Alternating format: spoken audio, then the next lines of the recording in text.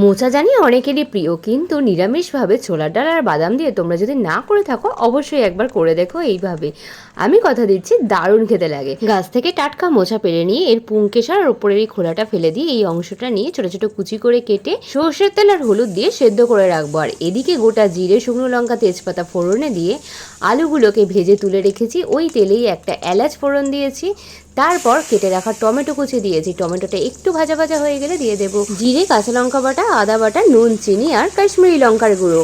যেহেতু আমি এখানে ছোলার ডাল ব্যবহার করব, তাই আমি কিন্তু নুনের পরিমাণটা একটু বেশিই দিয়েছি। পরে লাগলে তোমরা আবারও টেস্ট করে নুনটা দিতে পারো। এরপর আগে থেকে সেদ্ধ করে রাখা মোচাটাকে একটু হাত দিয়ে চটকে নিয়েছি, ম্যাশড করে নেওয়া যাকে বলে। তারপর ওটা দিয়ে ভালো করে মশলার সাথে কষিয়ে নিয়ে তারপর ছোলার ডালটা দিলাম, দিয়ে আবারও ভালো করে মশলার সাথে কষিয়ে নিয়ে জল দিয়ে দেবো। ও তার আগে ভেজে রাখা আলুটাও দিয়ে দিয়েছি। জলটা দিতে হবে পরিমাণ মতো, বেশ খানিকটা, যাতে করে ছোলার ডালটা ভালো করে সেদ্ধ হয়ে যায়, না হলে কিন্তু ছোলার ডালের কাঁচা গন্ধ ছাড়বে। ইতিমধ্যে চেরা কাঁচা লঙ্কা আর একটু গরম মশলা দিয়ে চাপা দিয়ে রেখেছিলাম 10 মিনিটের জন্য। হ্যাঁ, চাপা দিয়েছি মানে এই নয় যে নাড়াচাড়া করবো না, মাঝে মাঝেই কিন্তু চাপা খুলে নাড়াচাড়া করতে হয়েছে, কারণ ছোলার ডাল আছে। বেশ করে জমিয়ে কষিয়ে রান্না করার পর উপরে দিয়ে ঘি, বাদাম আর শাহি গরম মশলা ছড়িয়ে নামিয়ে নিলাম। টাটা।